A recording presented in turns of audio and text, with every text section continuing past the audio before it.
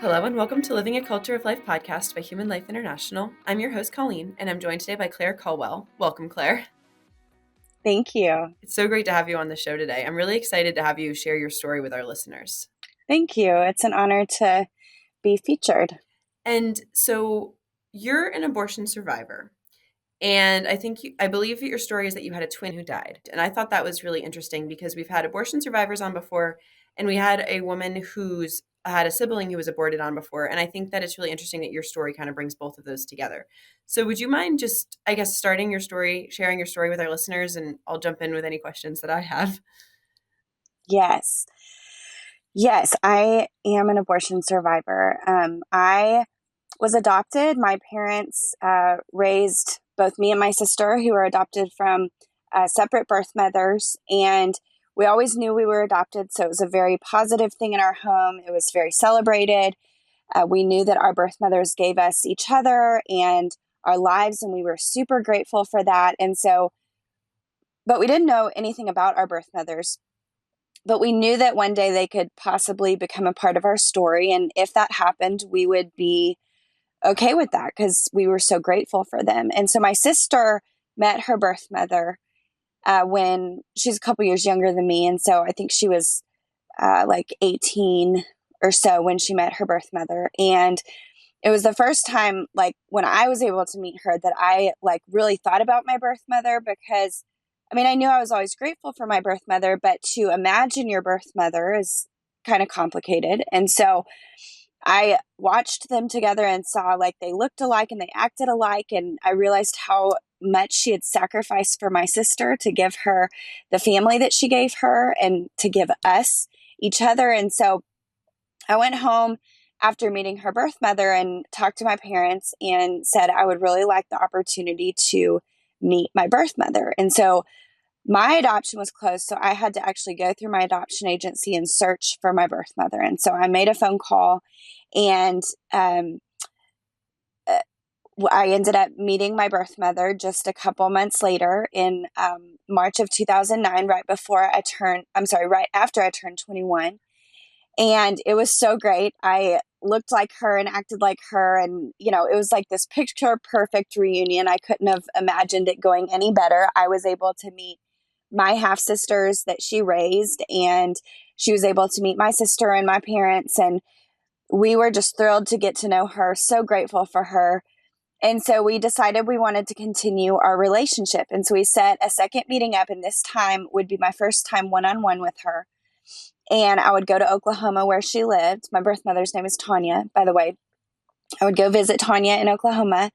And I wanted to be intentional about it. And so I brought a ring and a necklace with my birthstone on it. And I had a card. And in the card, I wrote, "Thank you for choosing life for me," because I couldn't sum it all, or I tried to sum it all up in, one sentence of just so grateful. Were you pro-life already at that point? I had never heard that term. Oh, okay. I would say that for sure we were pro-life. We just had never really thought about it, but we were adopted. So adoption was obviously a better option. So yes, I was raised in a solid Christian home. I knew God created life in His image. I knew that I was fearfully and wonderfully made, even though I had all these health complications as a baby and growing up, and still, through my adult life, that we didn't know why I had those complications. But I knew, that God created me with a purpose and a plan, and same for every single life that God creates. So I would say that yes, I was pro-life, but I had never heard that term or thought about abortion in any way, really. And so I went to Oklahoma, and I gave my birth mother this gift the night I got there. And I watched as she opened the ring and the necklace, and she cried really happy tears. And then she read the words that I wrote in the card, "Thank you for choosing life for me." And she just broke down, and she said, "Claire, I didn't. I'm so sorry. I didn't choose life for you." And she just wept. I had never in my life seen, and I knew I had never experienced the pain that I saw in her eyes during that moment, as she just cried and just kept apologizing. And I remember being so confused, like, what do you mean? What do you mean that you didn't? Why are you sorry? And that's when she told me about being pregnant with me at 13 years old. And she said, Claire, I was being raised by, divorced parents. My mother was abusive. My mother took me to an abortion clinic. She told me that it was the only choice for me. And I was surrounded by nurses and a doctor who never once spoke to me, never asked me what my choice would have been, never encouraged me to know that I could be a mother, that I was capable and strong and supported. In fact, all they told me was to shut up about it. Nobody's going to know. Your life will go back to normal. They gave her the abortion. It was an abortion around 20 weeks. So it was a D&E, which is a dismemberment late term abortion, extremely painful. Tears the baby's body apart limb by limb. And she was 13 years old, and they sent her home and they said, you'll be fine. Your life will go back to normal. But she said it never did.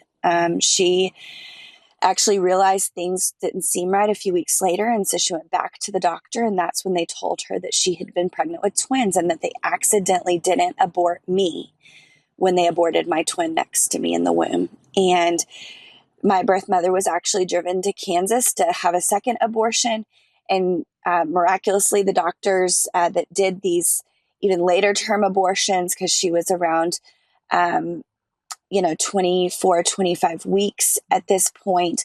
They did these types of abortions in Kansas. We all know Dr. Tiller was doing those types of abortions then in Kansas. And but they said because the amniotic sac that I was in had been ripped during the abortion that aborted my twin, that it was too dangerous for my birth mother to have that second abortion. And so they sent her home. So I survived two abortion clinics.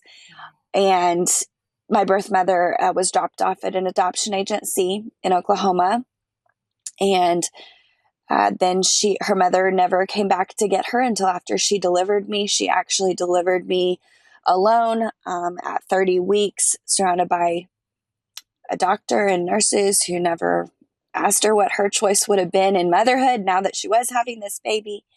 And she placed me for adoption. And I was born at 30 weeks. And like I said earlier, I had all these health complications. So I weighed 3 pounds, 2 ounces. I had a dislocated hip and club feet. And I was in body cast for up until 2 years old, a couple different times, and just have had a lot of health complications that didn't make sense. But when my birth mother was telling me these things, I was like, oh yeah, that does make sense. And so she was told that the abortion attempt caused these complications for me. But now what we know about twins is it could have also just been that I was a twin, because a lot of times twins are crammed and they will have dislocated hips or club feet. And so anyway, as you can imagine, I'm sitting there with my birth mother, and like she's making sense of some things for me, but my world is like spinning out of control because I had never, like I said, I'd never thought about abortion.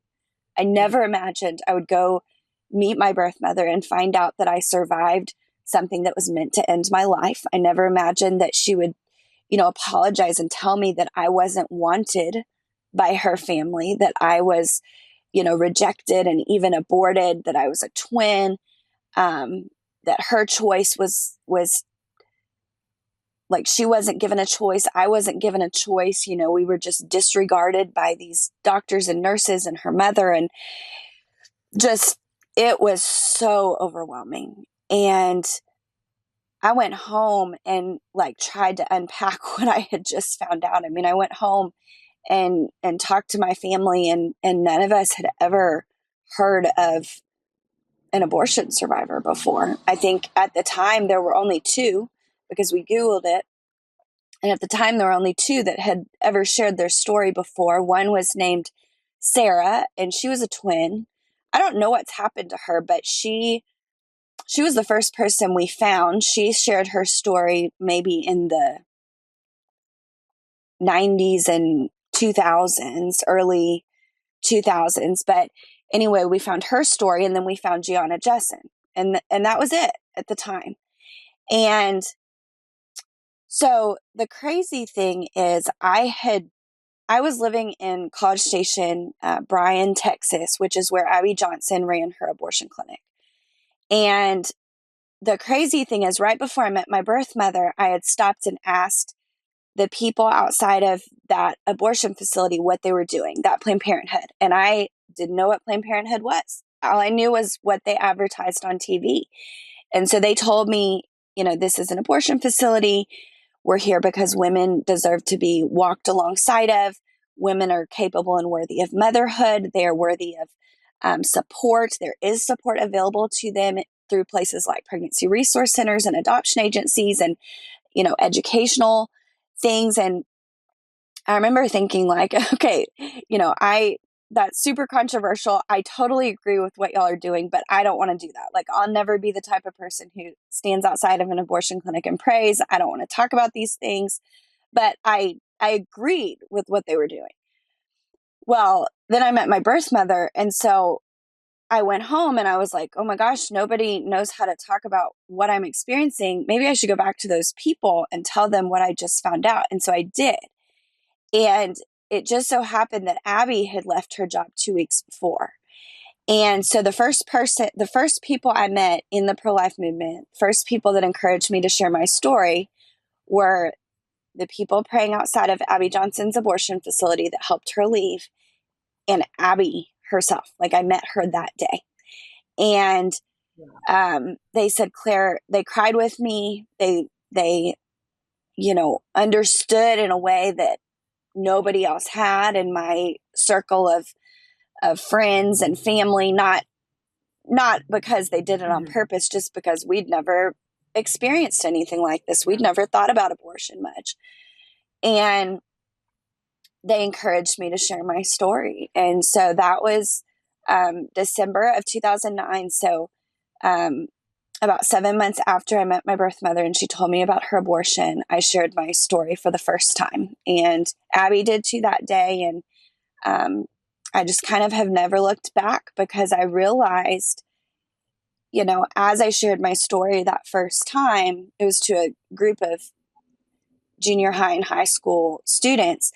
I was terrible at it. Like, I was shaking, and I think I read half of it. I was, not an experienced speaker in any way. I'm very, very introverted. And so I was super uncomfortable. Still am most of the time when God opens doors for me to speak. But I knew right away, as I watched these kids and I watched them like humanize the unborn baby through my existence, through my face, because when you look at my face, you're looking at my twin. Well, as they were able to humanize that, and they were able to empathize with the woman like my birth mother, who didn't want to take the life of her baby, but didn't know there were other options, didn't know her family was not supported. Her parents were not educated and supported. And so they were able to humanize not just the baby, but the woman that just wants someone to walk alongside her, like Tanya. Yeah. And so I watched that, and if my story can impact junior high and high school students, it can impact and humanize it for anybody. That's the hardest audience to work with. And so I know, because I have 2 teenagers, they're very hard to impress and reason with sometimes. But I knew if, God gave me this story for a reason, and if it could impact people and humanize something that breaks his heart, because abortion does, then I was going to be obedient and continue to share my story. And so that was 14 years ago. Wow. And here I am, still doing it. That was probably around the time that Melissa Ohden started sharing her story of surviving an abortion as well, because I heard her speak in 2011 for the first time. So yeah, around. Yeah, I think she was just maybe a year or two after me. Yeah. Is when I found out about her. And then I met her for the first time when I was pregnant with my daughter in 2012. So yeah, yeah. a little bit before that is when she started. Yeah, because I Yeah. was gonna say I've been And aware of it. now there's a lot of us. Yeah, we had Robin Sertel on the podcast and Melissa Oden have both been on, and I've like looked at the stories of so many other people who have survived it. Hmm. Did you ever experience like Yes. any sort of PTSD-ish like symptoms growing up that looking back you realize were because of your experience? That's a great question. Nobody's ever asked me that question. Really? Okay. No, but like, yeah, I, I think so. I mean, um, I had like tics when I was younger. Like um, and I had learning disability. And yeah, I would say I also was like extremely shy, extremely like scared of things. Like I still am actually. Like I'm scared. Now the whole world's gonna know all my silly things that I have. Like I am nervous about like escalators make me nervous. So Interesting. I'm so timid. And my daughter's timid, but not like me. Like I'm scared of things that are silly to be scared of. And so I think there's a lot of things that a lot of ways it's affected me that I didn't realize, and then physically too. I have chronic Mhm. pain syndrome, and I still have hip issues, and I still have feet issues, and those things will probably never go away. I have my immune system is really poor. My eyesight is poor from well, I think that's from the oxygen I was on because I'm sorry, I'm falling apart here. No That's from worries. the oxygen I was on in the hospital because I was in the hospital for 2 months. But Mhm. I also remember feeling like something was missing. You know, I really wanted my parents to adopt like a brother, or like something was not there that I felt like should have been there. And I don't know. I mean, I've heard from other twins that didn't necessarily lose their twin to abortion, but lost their twin in the womb or lost their twin at a young age or as an infancy, that they feel like something is missing. And that's something that never goes away. And so, even though I can't imagine what it's like to be a twin, I do feel that void, of something's not complete. And I would imagine, as long as I was with my twin in the womb for 5 months, Mhm. um, I would imagine that we were close. What we know about twins is that at 5 months, it is a fully formed baby, and the twin Mhm. bond is very, very strong. Yeah. So, yeah, that's a great question. I'll have to think about that some more. Well, I was curious because we had Krista Corbello on the podcast, and she didn't survive an abortion herself, but she lost a sibling to abortion. And so she's talked to a lot of siblings, and she Mm-hmm. was saying that a common theme, not in everyone, but in a lot of the siblings she talked to, was that there was always this sense of sort of a not exactly like not it couldn't be defined as PTSD, but this feeling that something was missing, that someone wasn't there. She Mm-hmm. said one girl would always count members of her family, and it always just felt like she was always like someone feels like they're missing but they're not here, and they kind of had Hmm. experienced this, they had this sense that something wasn't right or that someone wasn't there who should have been. And obviously those are from people who weren't Yeah. twins, just siblings in general, so it seems like it would be potentially much more stronger with a twin, especially if you both like survived Yeah. the abortion. So, or you survived but you were both Right. in the womb together. Mm, So why, yeah. I think I was confused at this part of the story. Why couldn't they do this abortion the second time? Wait, why would the not amniotic sac ripping mean that they couldn't do an abortion?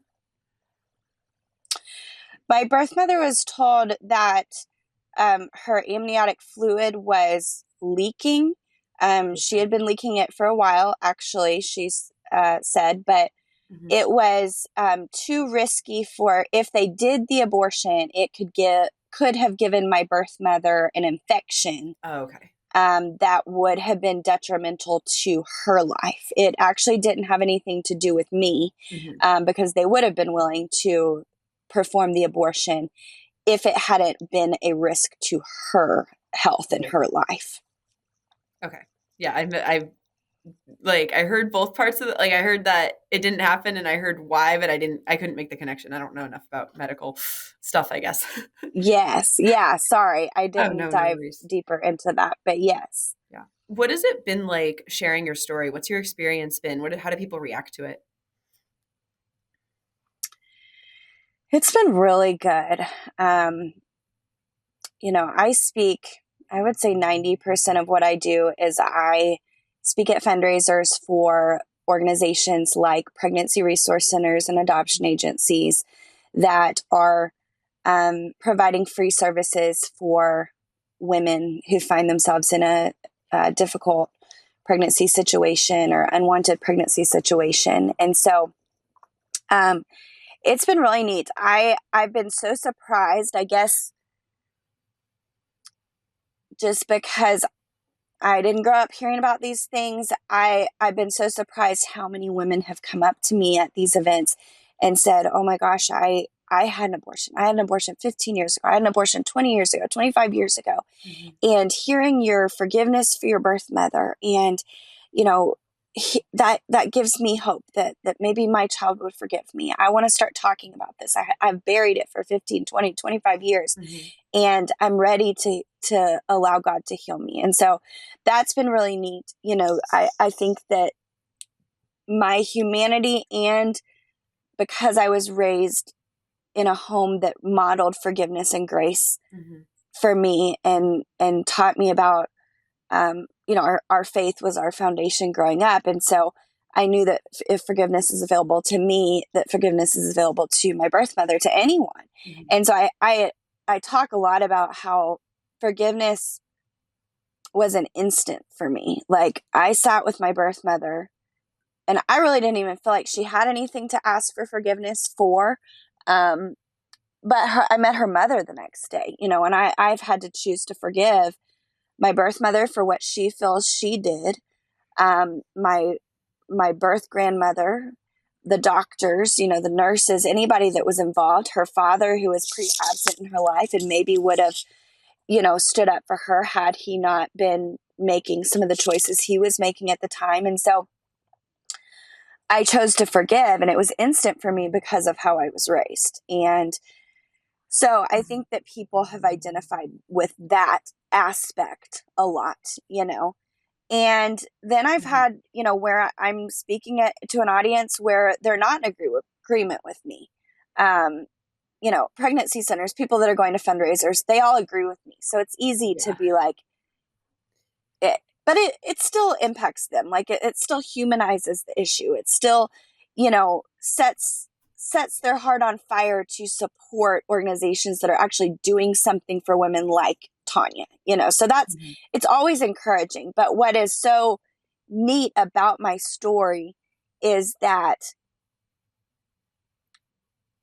I can humanize the political side of it, and I can talk to the person who believes that a woman should have the right to do with her body what she wants, because I can literally say that I was not my birth mother's body. Like, I Mhm. was a separate human being inside of my birth mother's body, but I was not her body. And so, yes, she should have the right to do with her body what she wants, but the baby's body is not her body. And so people are able to humanize that through the aborted baby. And that's very few of us in this world who are actually the aborted baby that accidentally survived. And so the humanity in the story has been incredible, because I can talk about faith all day, and you know talk about it from that perspective, but also to be able to talk about it from the humanity perspective, from the science perspective, from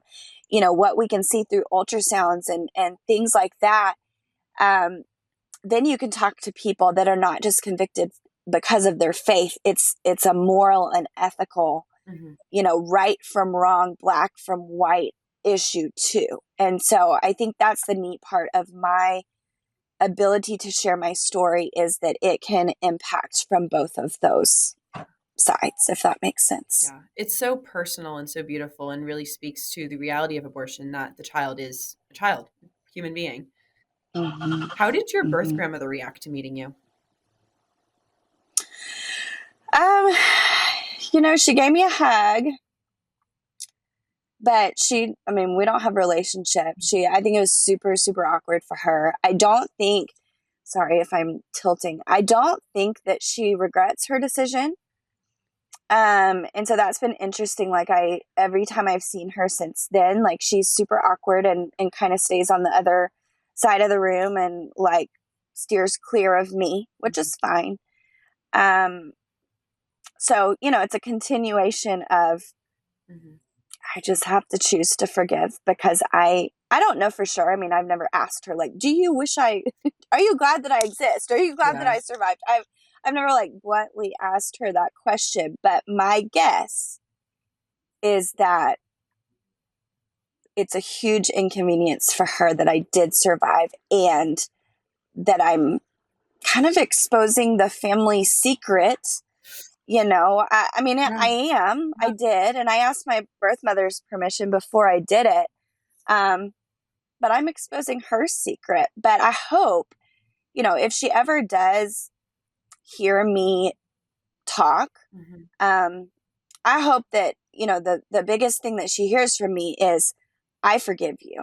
Mhm. Like, I am sharing our story not to expose your secret. I am sharing our story to help women, moms like you, and daughters and moms like my birth mother, Mhm. to be able to know that they have resources and support and that they do not have to experience the pain of abortion. Yeah. That's beautiful. And it also opens the doors for people to pray for her and to be able Mhm. to hopefully she'll find the healing that she needs as well. So, and I'm assuming that you have a relationship with your biological mother then. It sounded like you have a pretty good relationship with her. I do. Yes. Yeah. It was rocky for a few years, kind of awkward. Yeah. As it would I be. think I was a reminder. Yeah. I mean, I was a reminder to her the first few years. It was like, oh, we just dug up, what happened to you at 13, your most painful moment of your life, most Mhm. life altering moment of her life. And so the first few years were hard, Mhm. but she has since accepted my forgiveness, accepted God's forgiveness, and she's been given the opportunity to share her side of our story a few times alongside of me. And so I think that's been very freeing for her to Mhm. just be able to share truly what it's like to be pregnant at 13 and be told abortion is your only option, and to go through what she went through, and then to place her baby for adoption, and then to reunite, and then to relive through all of that, Mhm. and then to come to the conclusion that God can use evil for good. Yeah. I think that that's been incredibly healing for her. So the past few years have been really, really great. She actually um, did some interviews with me when my book came out a couple years ago, and that was really fun. She's been on a couple speaking trips with me now. She's seen me speak. She actually just saw me speak in the fall. And so, and her youngest came with her and saw me speak, and she'd never seen me speak. And so Wow.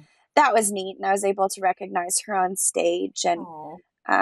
so people, yeah, I mean, most impactful events I've ever done are when she's there because they can see not just me, but her, Yeah. you know. And that sounds so healing.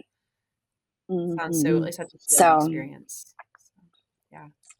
it has been, yeah. Well, this So has been such a good conversation. I love having personal stories on the podcast just because I love hearing them and they're always so inspirational and so like really deal with the messiness of life and sin and all of that, but also then how God writes straight with crooked lines and brings hope and healing out of it. So thank you. thank you so much for the opportunity to share, and thanks for sharing stories like ours. I know that it is impactful for people to hear. And what's the name of your book? Survivor. Survivor. Okay. I'll link it in the description Yes. so people can. Thank you. Yes, thank you. It's on Amazon or my website. Okay. Yeah. So anyway, I guess we'll wrap up, but thank you so much for this conversation today. And I'm so glad we got to have this chance to sit down and talk about this despite technological Me issues. too. Yes, I know. I know. If you're wondering why I'm sitting in my car, it's because we have had tech issues all morning. And so, real life Yep. in my mom van, Whenever doing my thing, but whenever there's tech issues, I just assume that it's going to be a really good episode that the devil really doesn't want to that's happen. that you're right. Yes, we're going to go with that. Well, have a great day, everybody. Yes, and you too, Claire. And to all of our Thank listeners, you. please like and subscribe. Check out the new ebooks we have coming out. Leave us a 5-star review and keep on living the culture of life. God bless.